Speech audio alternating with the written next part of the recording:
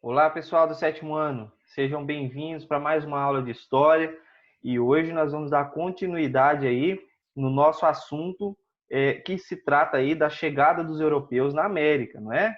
Então, vamos retomar aí alguns assuntos da aula passada e construir aí um novo caminho para nós analisarmos juntos, né? Essa que foi a conquista do Império Azteca pelo Hernán Cortés. Ok? Vamos lá.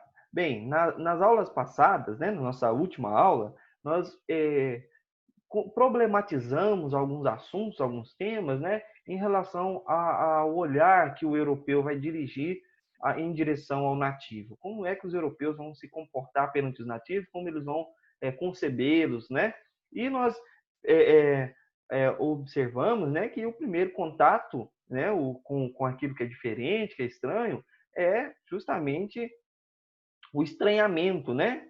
E vimos que posteriormente, né, houve uma tendência dos europeus a definirem os povos nativos como selvagens, atribuindo a si o projeto aí civilizatório, né? Esse projeto aí de impor a sua cultura, a sua lógica, explorar esses povos e os seus recursos naturais, não é? Nós vimos que essa postura de superioridade tecnológica, cultural, social, ela vem de uma visão de mundo, de uma concepção, não é, que corresponde ao lugar que o europeu quer ocupar no mundo, que é uma concepção eurocêntrica, a ideia de que os europeus eles são superiores ou apresentam algum nível de desenvolvimento superior aos demais povos, né, que são aí comparados com eles e definidos como povos primitivos.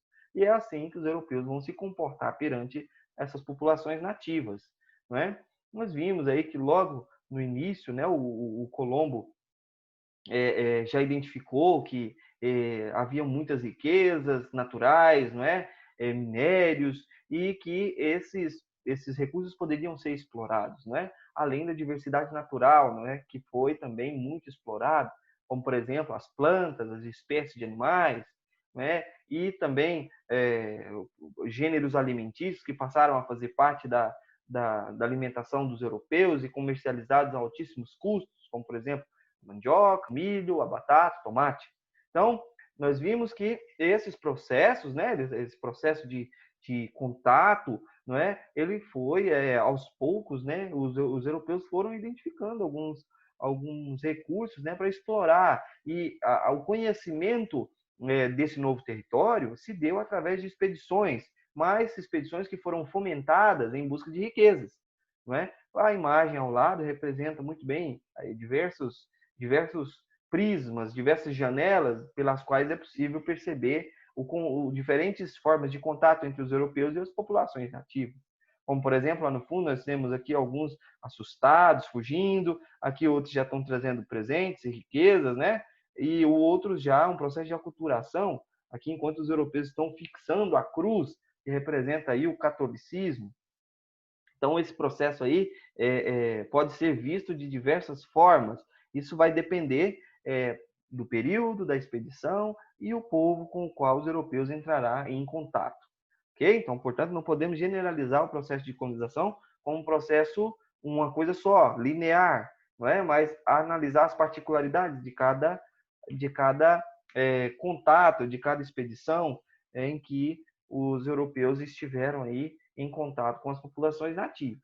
Muito bem, e nós vamos falar hoje de um caso bem específico, que foi a conquista do Império Azteca, ok? Então acompanhe comigo aí esse processo histórico aí, que teve aí como personagens importantes, né, como a Malinte, o Montezuma II, o Cortés, não é? E vamos analisar aí como se deu a chegada do Cortés aí na Península de Yucatán. Muito bem. O Cortés chegou por volta de 1519, não é? E logo no início houve um estranhamento, não é? E o desembarque dos europeus provocou um grande estranhamento nos astecas. E Montezuma, que era Montezuma II, que era o imperador azteca, ficou preocupado e começou a acompanhar aí os passos do Cortés, não é? Então, o Cortés se preocupou durante alguns meses, né, em conhecer as regiões da Península de Yucatán, conhecendo a cultura, os costumes e as organizações sociais desses povos que faziam parte do Império Azteca. Lembrando que o Império Azteca ele tinha, né, na sua organização diferentes povos centralizados, que inclusive eram obrigados a pagar impostos, né, e estavam sob o controle aí do Montezuma II. Então, para que esse conhecimento do outro fosse possível, o Cortés contou com o apoio de 2 tradutores, o Aguilar, não é, um náufrago espanhol, e uma mulher ex-escrava chamada Malinche, uma ex-escrava asteca que falava a língua asteca nahuatl. Então, ela é que vai traduzir o mundo para o Cortés, vai não apenas traduzir as palavras, mas ela vai interpretar o mundo para o Cortés, vai situar o Cortés nessa nova cultura, nesse conjunto de povos que faziam parte aí do Império Azteca, beleza? Bem, em 1519, o Cortés acaba chegando aí na região aí da capital, não é? Chamada aí Tenochtitlan, não é? E a partir daí, Cortés começa aí a conversar com o Montezuma e não perdeu a oportunidade de mandar prender o imperador, não é? E durante uma cerimônia aí, 2.000 nativos acabaram morrendo, provocando uma revolta e expulsão dos espanhóis de Tenochtitlan. Bem, posteriormente, o Montezuma acabou morrendo, não é? E essa cidade, pessoal, essa capital do Império Azteca, Tenochtitlan, era altamente desenvolvida do ponto de vista social, do ponto de vista econômico, do ponto de vista das dinâmicas, das relações entre as pessoas, dos viajantes. Então, era uma cidade que tinha como atividade econômica, por exemplo, a agricultura, o comércio, não é? E em Tenochtitlan havia um grande centro comercial, que era o grande mercado de Tlatelolco, não é? Que nesse mercado circulavam, pessoal, cerca de 60.000 pessoas. Então, daí vocês já podem ver, é uma cidade tão movimentada quanto as cidades europeias, tão sofisticada quanto as capitais europeias, né? Do mesmo período.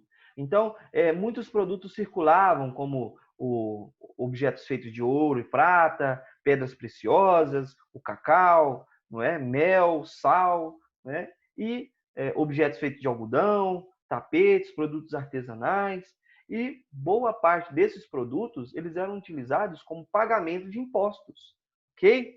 Então, a outra parte desses produtos, né? Elas vinham através de mercadores, os chamados pultecas, não é, que eram grandes viajantes e também tinha a responsabilidade de organizar os preços e os espaços desse grande mercado de Tlatelolco, ok? Então vejam que Tenochtitlan, quando os europeus encontraram essa cidade, eles ficaram impressionados pela dinâmica, pela a movimentação, não é, que ela apresentava aí no século XVI, nas primeiras décadas aí do século XVI, ok? Bem, pessoal, nós temos aqui ao lado uma representação aí da cidade de Tenochtitlan, não é? Bem, o processo de conquista do Império Azteca, ele não aconteceu sem resistência, tá bom? Então, quando a gente fala de conquista, nós não estamos adotando uma perspectiva aqui, nós não estamos adotando aqui um olhar do europeu como alguém que é dominador. Claro que não. Os povos nativos, eles resistiram, e resistiram durante muito tempo, como nós vamos analisar aqui. Olha só, 9 meses separam, né, entre a chegada do Cortés e a conquista de Tenochtitlan, não é? Quase 2 anos depois é que os espanhóis vão conseguir vencer os astecas. Ou seja, durante o processo de conquista houve resistência, houve retrocessos, houve resistência por parte dos povos nativos, que inviabilizaram uma conquista tranquila. Não foi fácil para os espanhóis. Então, qual foi a estratégia do Cortés? Né? A estratégia do Cortés foi aprisionar o Montezuma e fazê-lo de fazê-lo de refém, não é? E ele esperava que, sem autorização do Montezuma II, os astecas não iriam se rebelar contra os espanhóis. Porém, pessoal, o que aconteceu foi totalmente o contrário. Os astecas acabaram elegendo um outro monarca, não é? E essa eleição já deu origem a um conflito entre os nativos e os espanhóis. Então, vejam que a estratégia que o Cortés adotou, ela não funcionou, ela fracassou, né? Então, durante 1 ano e meio, os espanhóis e seus aliados cercaram a cidade de Tenochtitlan. E, aos poucos, né, a dificuldade da entrada de alimentos na cidade acabou enfraquecendo a imunidade da população, não é? Somada aí às doenças, né, a varíola, o sarampo, a gripe, não é? Acabaram aí enfraquecendo a população. Enquanto as pessoas que viviam em Tenochtitlan estavam cercadas aí pelos espanhóis, não é? Eles aproveitaram para tomar as cidades vizinhas. Então, eles conquistavam o poder local, cobravam impostos da população, impunham a sua própria religião, que era o catolicismo à época, e construíram no lugar dos templos dos seus deuses, templos religiosos aí, igrejas católicas, ok? Então, é um processo de aculturação, de violência simbólica que acompanha o processo de conquista, ok? As guerras de conquista. Bem, esse aqui, pessoal, é um mapa de Tenochtitlan, que foi feito pelo próprio Hernán Cortés em 1524. Então, ele é muito rico em detalhes, né? Mostra as entradas da cidade, não é? As construções, não é? A parte fluvial, não é? As fortalezas, os pontos de proteção, e mostra que o Cortés, ele aprendeu, ele teve o interesse de conhecer, mas conhecer para conquistar, para dominar. Mas há um interesse aí de compreender o funcionamento desses povos, dessas sociedades, não é? Que faziam parte aí do Império Azteca. Bem, mas uma questão importante é por que os astecas foram derrotados, né? Quais são os motivos que levaram à derrota dos astecas? Primeira coisa que nós precisamos considerar, pessoal, é a superioridade bélica dos espanhóis. Eles usavam, não é, como armas os cavalos e também as armas de fogo. Então percebam que o cavalo ele não faz parte da América, ele foi um animal introduzido posteriormente pelos europeus. Os povos nativos não conheciam o cavalo, não é?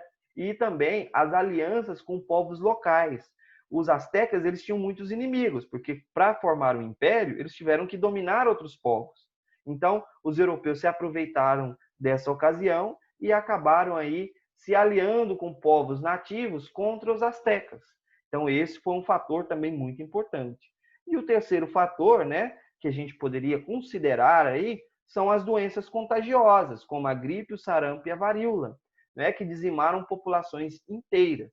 Então, essa imagem ao lado, ela representa muito bem alguns fatores que contribuíram, da sua combinação, acabaram contribuindo aí para que os astecas fossem derrotados. Mas é claro que essa derrota não aconteceu sem resistência, durou muito tempo. E nós podemos observar aqui, por exemplo, os europeus, né, montados a cavalo, usando lanças, usando espadas, e aqui, pessoal, populações nativas locais que se aliaram aos espanhóis contra os astecas, ok? Então aqui nós temos uma representação aí que está aí no Códice Lienzo de Tlaxcala, ok? De 1550. Pessoal, agora vamos dar uma retomada aqui, né, no texto lá do Colombo. O que o Colombo sugeriu aí para a monarquia espanhola, né? O que ele sugeria? Ele dizia assim, lá no último parágrafo aqui, ó, creiam vossas majestades, diz o almirante, que essas terras são boas e férteis, sobretudo as desta ilha espanhola, que não há ninguém capaz de exprimir em palavras e que só pode acreditar quem já viu. Estes índios são dóceis e bons para receber ordens e fazê-los trabalhar, semear e tudo mais quanto for preciso, e para construir povoados e aprender a andar vestidos e a seguir nossos costumes. Bem, pessoal, vejam que o Colombo está sugerindo aí um processo de colonização, de exploração dos recursos naturais e também dos povos nativos, né? Mas olha só o que ele diz: esses povos são bons e dóceis para receber ordens. Bem, na aula de hoje, nós pudemos perceber que não foi bem assim, né? Que esse processo ele gerou resistência, que os astecas resistiram durante um determinado período, que eles lutaram, que eles defenderam aí a sua cultura, sua organização social, e isso nós vamos perceber ao longo de outras aulas, né? de outras discussões a respeito do processo de colonização, da conquista, as guerras de conquista aí dos espanhóis contra as populações nativas da América Espanhola, beleza? Vamos abrir a nossa apostila lá na página 295 e fazermos aí uma correção que diz respeito ao absolutismo, não é? Mais especialmente aí no caso francês. Esses exercícios aí estão bem relacionados à sociedade francesa, não é? O exercício número 1, pessoal, diz assim: explique a relação entre a relação do primeiro-ministro Richelieu com o absolutismo francês. Bem, o que o Richelieu fez, né? E qual é a relação dele com o absolutismo? Nós vimos, pessoal, que o primeiro-ministro Richelieu, né? Ele acabou, vamos colocar assim, o primeiro-ministro, né? Ministro Richelieu realizou uma série de reformas, né, na monarquia francesa, centralizando o poder nas mãos dos reis, as mãos do rei, vou colocar aqui no singular, do rei, não é? E enfraquecendo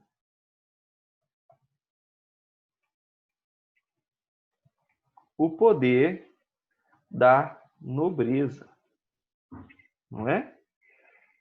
Formando assim, ele é o responsável. Então, o primeiro-ministro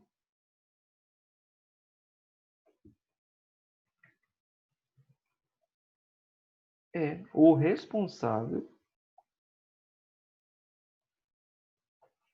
ele é o responsável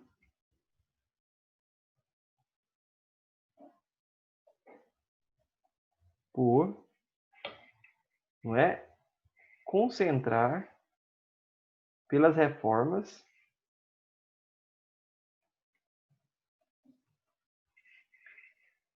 que deram origem ao absolutismo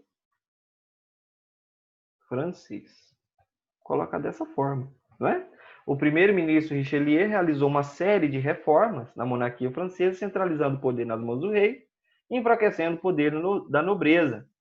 O primeiro-ministro é responsável pelas reformas que deram origem ao absolutismo francês. É isso?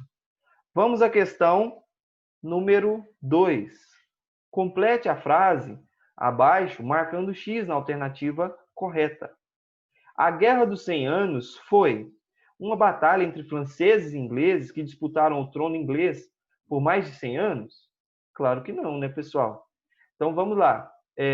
Por quê? Porque, na verdade, ela é uma guerra, né, pela sucessão do trono, não é, francês, e que os ingleses tinham interesses aí em territórios que pertenciam aos franceses. Então, ela foi letra B aqui, né, um conjunto de batalhas entre franceses e ingleses pela sucessão do trono francês, tá? E pela conquista de territórios franceses, ok? Então, aqui nós temos a alternativa B aqui. Vocês vão marcar um X na alternativa correta. Letra B. Ok? Vamos agora ao nosso terceiro exercício. Faça a correspondência, não é? Grupo composto pelo povo francês. O único que pagava impostos. Então, o único que pagava impostos eram os membros do terceiro estado, não é? Formado aí pelos trabalhadores urbanos, pelos camponeses, pela a pequena burguesia, não é? A alta burguesia, os pequenos comerciantes, não é? Então, os artesãos fazem parte aí do terceiro estado que era obrigado a sustentar os outros dois. Então, vocês vão marcar um traço aqui ligando o primeiro quadrinho lá com o terceiro estado, beleza?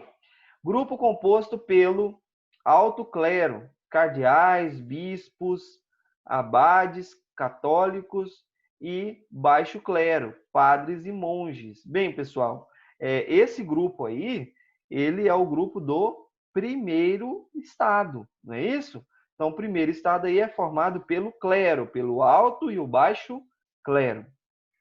E sobrou aqui grupo composto pela nobreza cortesã, nobreza togada e nobreza provincial. Só pode ser o segundo estado. Então, vocês vão marcar aqui segundo estado, relacionando aí. Ok? Cite algumas consequências aí, né? Algumas consequências da ascensão política da burguesia. Bem, pessoal, nós vimos nas aulas passadas que, como a burguesia conseguiu mobilidade social, ela se voltou contra o terceiro estado, não é? E também contra o segundo estado, não é isso? Formado aí pela nobreza. Então, nós poderíamos colocar que a ascensão da burguesia através da ajuda financeira aos reis, né? Porque as monarquias estavam em crise, né? Permitiu, teve como consequência, né? Teve como consequência,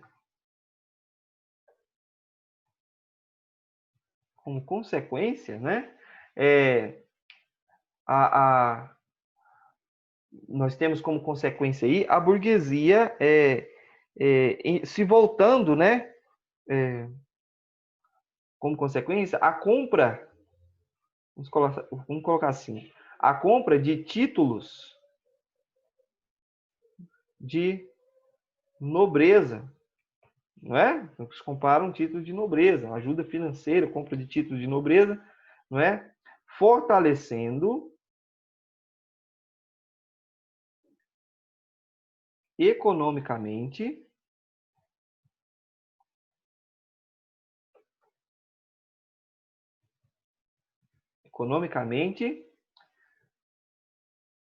os estados.